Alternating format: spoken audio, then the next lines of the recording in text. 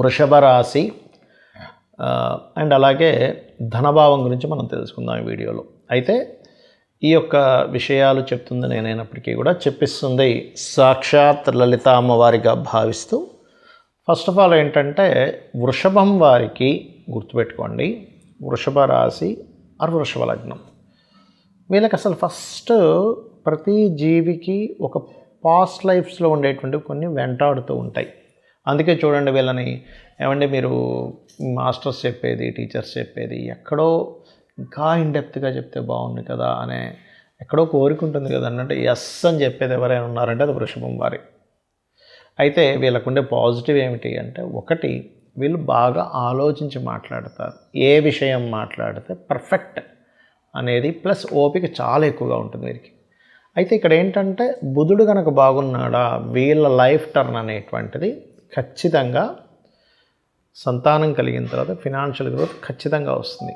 కాకపోతే ఇక్కడ రవి చతుర్థాధిపతి అయ్యాడు కాబట్టి కొంచెం డిగ్నిఫైడ్ నేచరు, కొంచెం లగ్జరీగా ఉండాలి, కొంచెం బాగుండాలి, ఏదైనా సరే హుందాగా మెయింటైన్ చేయాలనే లక్షణాలు ఎక్కువగా ఉంటాయి.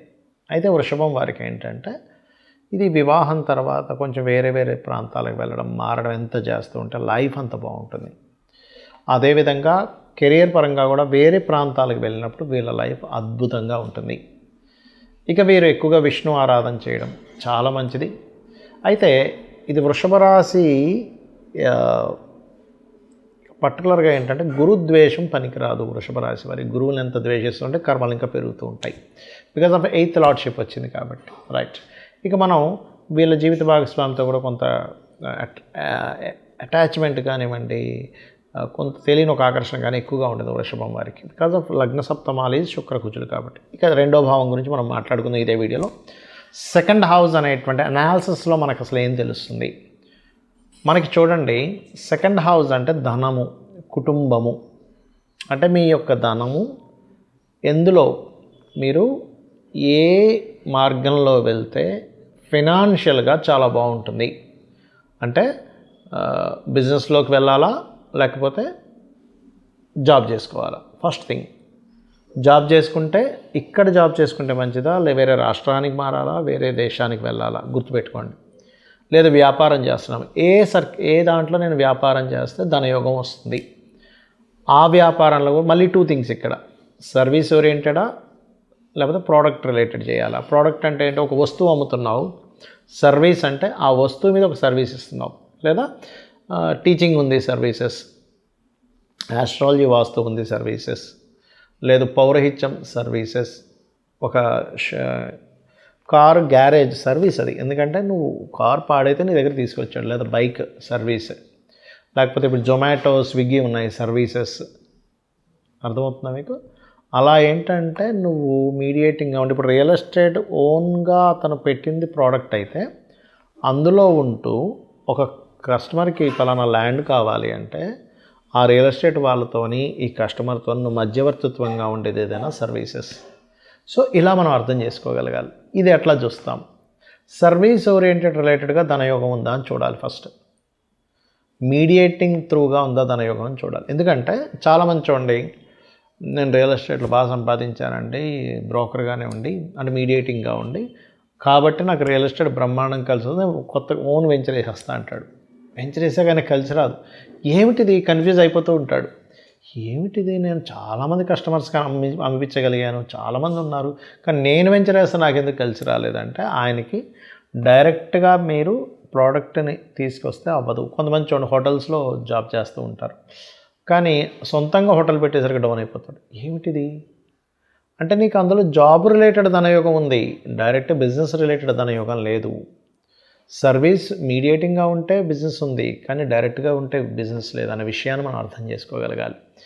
అలాగే కుటుంబ స్థానం కూడా, ఎందుకు నీ కుటుంబంతో నీకెందుకు హెయిట్ అవుతున్నది అంటే కుటుంబంలో ఉండే వాళ్ళతో నీకెందుకు కనెక్టివిటీ లేదు. కుటుంబంతో దూరంగా ఉంటే కొంతమందికి బాగుంటుంది, because of second house afflict అవుతుంది కొంతమందికి.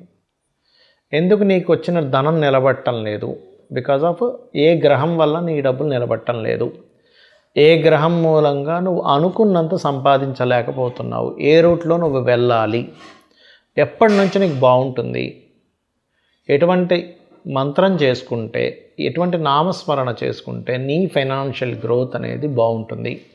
ఎటువంటి మిస్టేక్స్ చేయకూడదు ఫైనాన్షియల్ విషయంలో. ఇవన్నీ కూలంకుషంగా చెప్పేది ఏదైతే ఉందో దట్ ఈజ్ సెకండ్ హౌస్, గుర్తుపెట్టుకోండి. సో ఇది తెలుసుకుంటూ పర్టికులర్గా మీరు ఓం సంపత్కరీ సమారూఢ సింధుర వ్రజ సేవితాయే నమః, ఈ మంత్రం అద్భుతంగా మీకు పనిచేస్తుంది ఫైనాన్షియల్గా. అలాగే ఓం ధర్మాధ్యక్ష ధనాధ్యక్ష ధన ధాన్య వివర్ధనీయ నమః చేసుకోండి. చాలామంది జాతకం చూపించుకోవడము, జాతక చక్రం గురించి తెలుసుకోవడం అంటే కేవలం దోషాలు ఇవి మాత్రమే అనుకుంటారు. నాకు చాలామంది కూడా జాతకం చూపించుకున్నప్పుడు అడుగుతుంటారు, ఏమండి నాకేమైనా దోషం ఉందా? ఎస్, అది కూడా వన్ ఆఫ్ ది పార్ట్. కానీ కేవలం దోషాల గురించి మాత్రమే తెలుసుకోవడం జాతకం కాదు, గుర్తుపెట్టుకోండి. అంటే అలాగా ఇప్పుడు మనకి ఏలినాటి శని నడుస్తుందా అండి? ఏలినాటి శని వల్ల ఏంటి ఇబ్బంది ఉంటుంది? అర్ధాష్టమ శని వల్ల ఏమిటి? అష్టమ శని వల్ల ఏమిటి? ఎస్, దాని ప్రభావం కొంత ఉంటుంది, ఉండదని నేను చెప్పట్లే. కానీ అది మాత్రమే జీవితం కాదు, గుర్తుపెట్టుకోండి. అనాలిసిస్, లగ్నం గురించి అనాలిసిస్, కుటుంబ స్థానం గురించి లేదా ధనస్థానం గురించి అనాలిసిస్. కేవలం ఏలినాటి శనుల గురించి, అర్ధాష్టమ శనుల గురించి, అష్టమ శనుల గురించి మాట్లాడడమే జ్యోతిష్యం కాదు. కేవలం మీకు పలానా ఏమంటారు బాలారిష్ట దోషాలు ఉన్నాయి చిన్నప్పుడు, చాలామంది ఏమనుకుంటారంటే చిన్నప్పుడు ఉన్న బాలారిష్ట దోషాలు నీకు పెద్ద కూడా నాకు ఎటువంటి శాంతులు జరిపించలేదు కాబట్టి నా జీవితం ఇలా ఉందనుకుంటారు. కాదు, ఇట్స్ వెరీ క్లియర్. మీ యొక్క పర్సనల్ చార్ట్లో ఏ మహాదశ నడుస్తుంది, ఏ అంతర్దశ నడుస్తుంది, అసలు మీ పర్పస్ ఏమిటి, పుట్టినందుకు పర్పస్ ఏమిటి. పర్పస్ అంటే ఎట్లా తెలుసుకుంటాము అంటే ప్రతి జీవి కూడా భూమి మీద ఒక పర్పస్లో జన్మనెత్తడం జరుగుతుంది, ప్రతి జీవి. ఆ పర్పస్ మనం తెలుసుకున్నప్పుడు మనకేమవుతుందంటే ఎస్, ఓహో నేను దీని గురించి జన్మించాను కదా, నేను ఎందుకు వేరే విషయాల గురించి బాధపడాలి అని అనిపిస్తూ ఉంటుంది. అలా ఏంటంటే ఇది కేవలం ఏదో సర్పదోషం ఉందంటండి, కాల్సర్ప దోషం ఉందంటండి. అంటే నేను అనేది ఏంటంటే ఒక చిన్న ఎగ్జాంపుల్ చెప్తాను చూడండి. ఒక వ్యక్తికి సంథింగ్ ఏదో హెల్త్ ఇష్యూ వచ్చింది అనుకుందాం. మనిషి అంతా బాగానే ఉన్నాడు, సమ్ హెల్త్ ఇష్యూ వచ్చింది, కాళ్ళు నొప్పులు వచ్చాయి, లేకపోతే సైనస్ ప్రాబ్లం ఉంది, లేకపోతే ఇంకోటి ఏదో మైగ్రేన్ ఉంది, లేకపోతే సమ్ బ్రీతింగ్ ఇష్యూ ఉంది, లేకపోతే బాగా సన్నగా ఉన్నాడు, లేకపోతే బాగా లావుగా ఉన్నాడు. అదొక్కటే నీ జీవితాన్ని నిర్ధారిస్తుందా? Just thing. అదొకటే కాదుగా మిగతా చాలా అంశాలు ఉన్నాయి నీ జాతకం, నీ యొక్క లైఫ్లో. అదొక ప్రాబ్లం మాత్రమే, దాన్ని నువ్వు ఎట్లా క్లియర్ చేసుకోవాలి అంతే. ఏలినాటి మాత్రమే నీ జీవితాన్ని నిర్ధారించదు. అలా అయితే ప్రపంచంలో ఎవ్వరూ కూడా సక్సెస్ అవ్వకూడదు. ఎందుకంటే అందరికీ ఏలినాటి శని వస్తుంది, అందరికీ అర్ధాష్టమ శని వస్తుంది, అందరికీ అష్టమ శని వస్తుంది, ప్రతి ఒక్కరికి వస్తుంది. వాళ్ళ లైఫ్స్లో ఆల్మోస్ట్ మూడు సార్లు వస్తుంది ప్రతిదీ కూడా. అంటే ఆల్మోస్ట్ వాళ్ళ లైఫ్లో 10 times, 9 to 10 times, ఇంకొంతమందికి 12 times కూడా రావచ్చు, ఇంకా ఎక్కువ కాలం బ్రతికిన వారికి వస్తుంది. అంటే ఖచ్చితంగా ప్రతి ఒక్కరూ ఇంకా ఎందుకు పనికి రాకుండా పోవాలి. మరి అందరికీ అలా జరగట్లేదు అంటే దాని అర్థం ఏమిటి? ఆ సమయాల్లో కొంచెం స్లో మూమెంట్ ఉంటుంది లైఫ్, అంతేకాని కంప్లీట్గా మీ లైఫ్ మొత్తం ఎందుకు పనికి రాకుండా పోతుంది అనేది నెగటివ్ థాట్ని ఫస్ట్ తీసేయండి. ఎందుకంటే జ్యోతిష్యం అనేటువంటిది నీకు దారిని చూపించేది, వెలుగుని చూపించేదో, భయపెట్టేదో, నీకు అధైర్యాన్ని ఇచ్చేదో, లేకపోతే నువ్వెందుకు పనికిరావని చెప్పేదో, నీకేది సాధ్యం కాదు, నువ్వు ఇంట్లో కూర్చోమని చెప్పేది జ్యోతిషాస్త్రం కాదు.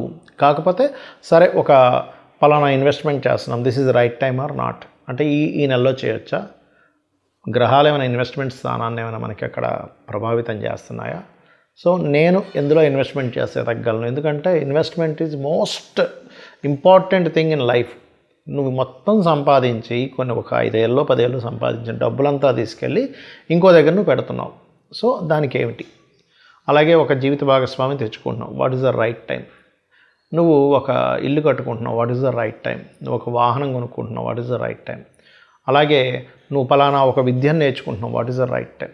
రైట్ అంటే నీకు ఇది వేస్టేజ్ అయిపోతుందా? కొంతమంది చూడండి బాధపడుతూ ఉంటారు, అయ్యో మా అబ్బాయికి ఇంత చదివించామండి, తీరా చూస్తే ఇప్పుడేమో అందులో ఇతరులోనే జాబ్ చేస్తున్నాడు, అసలు దానికి సంబంధమే లేదండి అని తల్లిదండ్రులు కన్నీరు కారుస్తూ ఉంటారు, బాధపడుతూ ఉంటారు. సో ఇటువంటి నీ లైఫ్కి ఎదగడానికి ఏవేవైతే ఉన్నాయో అవన్నిటిని అనాలిసిస్ చేసి చెప్పేది జ్యోతిషాస్త్రం. ఏలినాటి శని ఉంది, నాకేమీ పనికిరాదు, అమ్మో నాకు సర్పదోషం ఉందన్నారు, నాకు ఏది కలిసి రావట్లేదు, అమ్మో నాకు పలానా అయితే అన్నారు. కాదు, నువ్వు ఒక ప్రాపర్టీ, మీ యాన్సిస్టర్స్ ప్రాపర్టీ క్యారీ చేసేటప్పుడు దాన్ని యాజ్ ఇట్ ఈస్గా నువ్వు అనుభవిస్తే బాగుంటుందా, లేకపోతే దాన్ని అమ్మేసి ఇంకోటి కొనుక్కుంటే బాగుంటుందా? ఇట్లా అనేకమైనటువంటి విషయాల్ని నీ యొక్క కర్మని తగ్గించుకోవడానికి నువ్వు ఏ దేవత ఉపాసన చేయాలి, నీ యొక్క తత్వంలో ఎలా మార్చుకోవాలి, నువ్వు ఎలా ఉంటే నీ లైఫ్ చాలా బాగుంటుంది అని ఒక డీటెయిల్డ్ అనాలిసిస్ ఇచ్చేది, ప్రతి భావం గురించి ఒక డీటెయిల్డ్గా చెప్పేటువంటి అంశం ఏదైతే ఉందో దట్ ఈజ్ యాస్ట్రాలజీ. గుర్తుపెట్టుకోండి. అంతేగాని ఏదో నాకెందుకు పనికిరాదు, నా జీవితం ఇంతే అని మాట్లాడుకోవడానికి అస్సలు ఆస్ట్రాలజీ కాదు. ఇందులో 2 రకాలు ఉంటాయి. ముండైన ఆస్ట్రాలజీ అంటే ఏంటి, ఈ 2026లో ఎట్లా ఉన్నాయి గ్రహాలు, ఇందులో గోచార గ్రహాలు ఏమిటి అంటే, గోచార గ్రహాలు మనకు చెప్పుకుంటూ ఉంటాం. మేషరాశి వారికి ఈ నెల ఇలా ఉంటుంది, ఈ పక్షంలో ఇలా ఉంటుంది, ఈ వారంలో ఇలా ఉంటుంది. అవన్నీ బయట ఉండేటువంటి గ్రహాల యొక్క ప్రభావం ప్రపంచం మీద, మనుషుల మీద, సర్వ జీవరాశుల మీద ఎలా పడుతుందని చెప్పేది మాత్రమే అది. అంతేగాని అదే పూర్తి జీవితం కాదు. ఇది బాగా అర్థం చేసుకోండి. చిన్న చిన్న దోషాలు ఉన్నాయి, దోషమే మీ జీవితం కాదు. ఆ దోషాల్ని చిన్న మంత్రంతో, ఇది కలియుగం కాబట్టి ఈ కలియుగం పరంగా మీరు చిన్న చిన్న దానాలు, చిన్న చిన్న మంత్రాలు చేసుకుంటూ, చిన్న నామస్మరణ చేత, కేవలం నామస్మరణ చేత మీ జీవితాన్ని అద్భుతంగా మార్చుకోవచ్చు. గుర్తుపెట్టుకోండి. కాబట్టి మనందరం కూడా ఆ అమ్మవారిని ప్రార్థిద్దాం.